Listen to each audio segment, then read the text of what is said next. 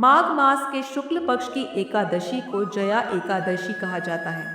शास्त्रों के अनुसार इस दिन व्रत रखने से सभी पाप नष्ट हो जाते हैं और व्यक्ति को मोक्ष की प्राप्ति होती है। यह एकादशी विशेष रूप से भूत प्रेत पिशाच योनि से मुक्ति दिलाने वाली मानी गई है। पौराणिक कथा के अनुसार स्वर्गलोक में एक समय देवराज इंद्र का राज्य था। वहां अप्सराएं, गंधर्व, देवता और अर्षि मुनि सभी आनंद पूर्वक निवास करते थे।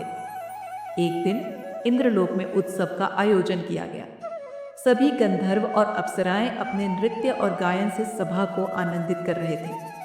उन्हीं में से एक प्रमुख गंधर्व थे माल्यवान, जो अत्यंत सुंदर और मधुर स्वर के स्वामी थे।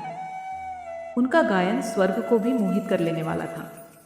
उसी सभा में पुष्पवती नाम की एक अप्सरा नृत्य कर रही थी। जब माल्यवान की दृष्टि पुष्पवती पर पड़ी तो वह उसकी सुंदरता पर मोहित हो गए। पुष्पवती भी माल्यवान के स्वर और व्यक्तित्व से प्रभावित हो गई। दोनों एक दूसरे के आकर्षण में इस कदर खो गए कि उनका ध्यान संगीत और नृत्य से हट गया। इससे उनकी प्रस्तुति अस्त व्यस्त हो गई, जिसे देखकर देवराज इंद्र क्रोधित हो उठे। इंद्र ने क्रोधित होकर कहा, हे माल्यवान और पुष्पवती, तुम दोनों ने स्वर्ग की मर्यादा भंग की है। तुम्हारे इस आचरण से देव सभा की गरिमा नष्ट हो गई। इसलिए मैं तुम्हें शाप देता हूँ कि तुम दोनों मृत्यु लोक में जन्म लो और वहां पिशाच योनि में भटकते रहो। इंद्र का शाप सुनकर दोनों अत्यंत दुखी हो गए।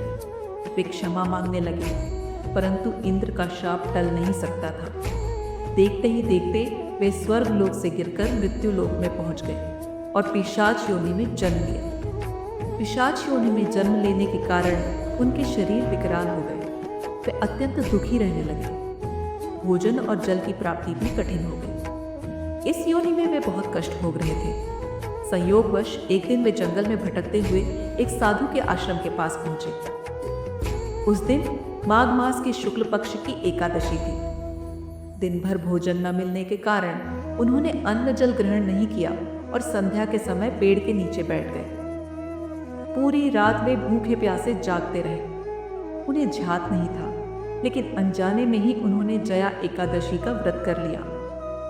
इस व्रत के प्रभाव से अगले दिन सूर्योदय होते ही उनके पिशाच योनि के शरीर नष्ट हो गए और वे पुनः अपने दिव्य स्वरूप में आ गए। स्वर्गलोक में उनके आगमन से सभी देवता आश्चर्यचकित हो गए। जब उन्होंने भगवान विष्णु की स्तुति की तो भगवान प्रकट हुए और बोले, हे माल्यवान और पुष्पवती, तुमने अनजाने में ही सही लेकिन जया एकादशी का व्रत किया, जिसके प्रभाव से तुम्हें पिशाच योनि से मुक्ति मिल गई। जो भी भक्त श्रद्धा और भक्ति से इस व्रत को करेगा उसे सभी पापों से मुक्ति मिलेगी और अंत में वैकुंठ धाम की प्राप्ति होगी।